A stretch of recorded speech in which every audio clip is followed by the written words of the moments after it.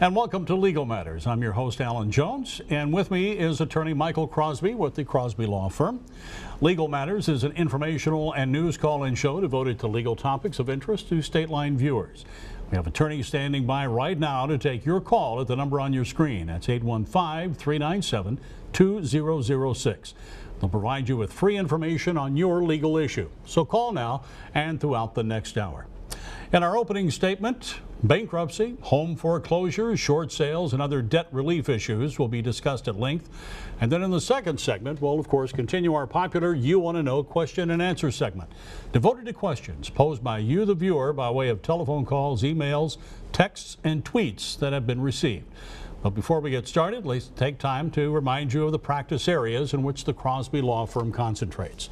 The Crosby Law Firm has a Center for Divorce and Family Law, an Auto Accident, Injury, and Social Security Disability Department, a Bankruptcy Institute, an Office for DUI, Traffic, and Criminal Defense, an Advanced Care Plan and Probate Center, a Division for Real Estate and Business Matters, and a Department for Immigration and Naturalization Services. So please feel free to call and discuss any of these practice areas with the attorneys who are standing by. That number again on your screen, 815-397-2006. And Michael, welcome to the show.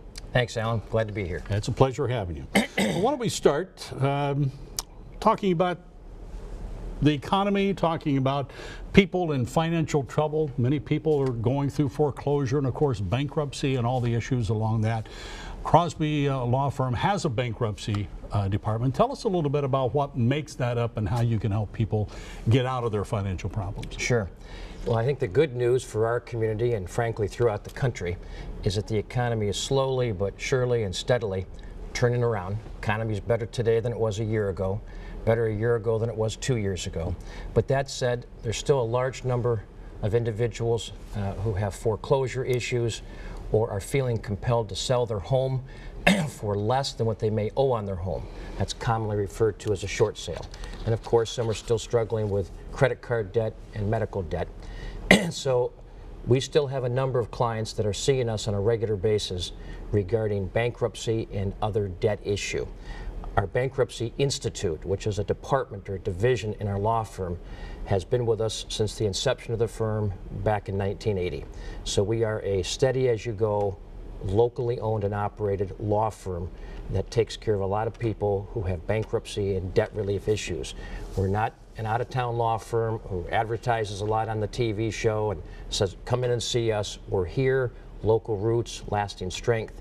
This is our hometown. So any of you out there who are having issues with credit card debt, house short sale, foreclosure issues, medical debt, I'd encourage you to give us a call. As Alan has indicated, we provide a free consultation, and I'll be happy to have our lawyers in the office, including myself, review your debt issues, your financial picture, and help you sort out the best direction for you. Now, it's common. There's a Chapter 7 and a Chapter 13. Maybe people don't understand the difference. Why don't you explain that a little bit? Sure. There's a couple of other bankruptcy provisions as well that apply to farmers and corporations and so forth. But the two that apply to most individuals are so-called Chapter 7 bankruptcies and Chapter 13 bankruptcies.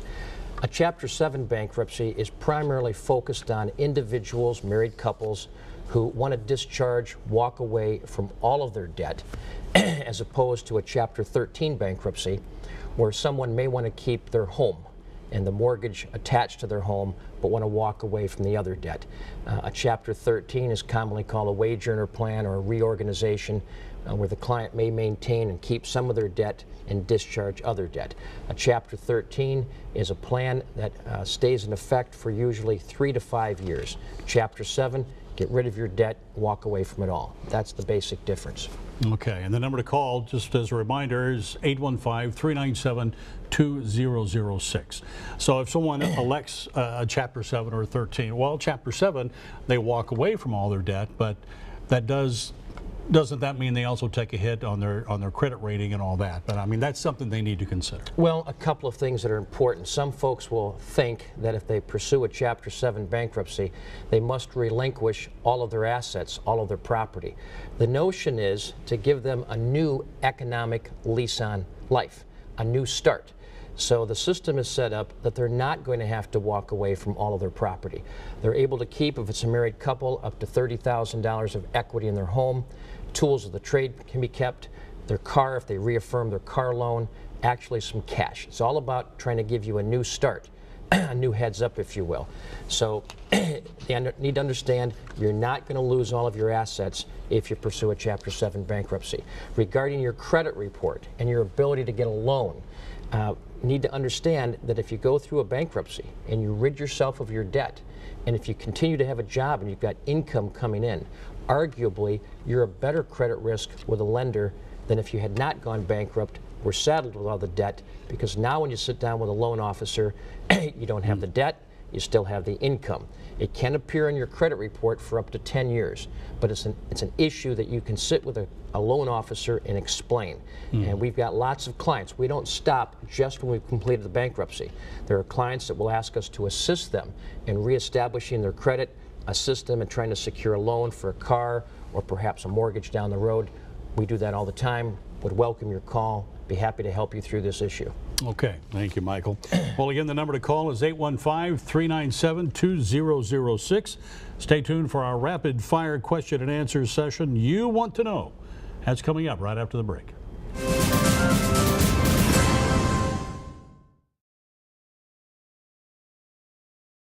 And welcome back, everyone. Now, in response to the enormous support for the Legal Matters news show and thousands of telephone calls from you, the viewer, we're continuing our rapid fire question and answer segment called You Want to Know. Now, in an effort to protect viewer confidentiality, please understand we only use first names. We may even alter the location of the viewer and the nature of the question somewhat. So here we go. Our first question for you, Michael. From Mark in Loves Park, most attorneys charge by the hour. Is there a better way? Very good question, and it is true that most lawyers do charge by the hour, making it very difficult for most clients to budget and to know where they stand. In our office, on virtually all areas of law, except personal injury, where we work on a contingency fee and only get paid if there's a recovery for the individual, on all the other areas of law in our office, we work on a flat fee. So the client, you, the individual out there, the viewer, you're able to budget, know where you stand. Particularly important in bankruptcy work, the topic that we were just talking about. In bankruptcy work, we charge a flat fee. We'll have clients that will come in and say, how much is it going to cost? I'm strapped for money now. How can I afford to pay you? First, the initial consultation is free of charge, so it enables us and the client to get their arms around the case and sort things out. Second, it is a flat fee, so you know how to budget. You know what to expect.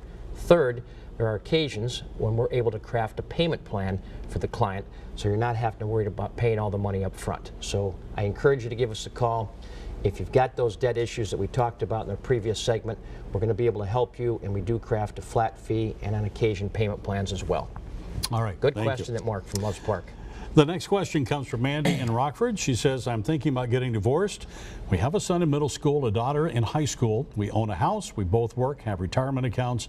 I'm worried about the expense of an attorney, and I'm thinking of trying to get this done on my own. Should I hire a lawyer? Well, Mandy, I understand your concerns about the legal fees, the related expenses. At the risk of sounding self-serving, when it comes to divorce matters in particular, quite candidly, it's a no-brainer that both husbands and wives should retain counsel. Here's a case where there's 2 children involved, there's a house involved, possibly retirement accounts, obviously some history between this couple. In our office, when we take on a divorce matter, there is a fee to pay, of course. We're concerned about making sure that we make cost-effective decisions, both emotionally and financially. So I'd encourage you to come and visit with us. I'll walk you through the process, set out the fee structure. There's an article that we attached to some of our intake material. There was a man out in California who didn't like physicians, didn't like hospitals, was afraid of their expenses, elected to operate on his hernia on his own, took a butter knife, cut his stomach. Seriously? Seriously. Tried to repair his hernia on his own, began to bleed profusely, took a cigarette butt to try to cauterize the bleeding. And when that failed, his wife walked in, saw what he had done, rushed him to the hospital. They stabilized his life, saved his hernia issue, and life went on for the gentleman. The point is, Mandy, if you're contemplating divorce, you've got a hernia. Please don't take a butter knife to your stomach. Make sure you get professional representation. Divorce is a very serious matter, lots of issues at stake. Serious matter indeed, but that's quite a story. It is a true story. And we've got clients that come in the same way that want to try to do it on their own, and it just complicates things and frankly makes their issues worse, not better. Yeah. Okay, thank you, Michael. Well, the next question is from Jean in Rockford. My husband and I are thinking about buying a home. We would like to be settled into a new house by the start of the next school year, but this process is overwhelming. Can the Crosby Law Firm protect us regarding this matter? Good question. Spring is in the air. This is May. And the popular home buying and home selling season in our community is typically May, June, July, August, and September. Many of our clients prefer to acquire a home, get the closing out of the way before the new school year starts in the middle of August to the first part of September. It's probably the most significant investment, Alan, that most individuals make in their life. The purchase of the home, going to be thousands, hundreds of thousands of dollars. The debt that they undertake, the obligation that they have. So by all means, all of those folks should retain counsel. We do a lot of real estate work in our office, have done it for a number of years, representing both buyers and sellers. So I would encourage our viewers out there who are contemplating selling their home or perhaps purchasing a home to give us a call. Again, we provide that free consultation, and we'll be happy to review with them all of the issues pertaining to a house sale. Okay.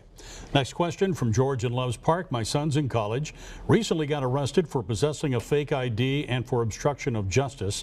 Can the Crosby Law Firm help in this issue? As you said at the outset, we do have a criminal and traffic defense department. A significant amount of our work is done in that area. We have several lawyers dedicated to nothing but criminal defense, traffic defense. This is a juvenile matter, although I sense if your son's in college, he's a young adult, and so he will be tried as an adult. A felony is a serious matter. Obstruction of justice is typically a Class 4 felony, not as serious as a Class 3, 2, or 1, but it's still a felony, and it can impact your son's record for the rest of his life. So I'd encourage you to give us a call. Be happy to sit down with you, and if your son's still away at school, we can develop a conference call. I'll be able to walk him through the process. We do work all throughout Northern Illinois, so we'll be able to help him. Serious matter. All right, thank you, Michael.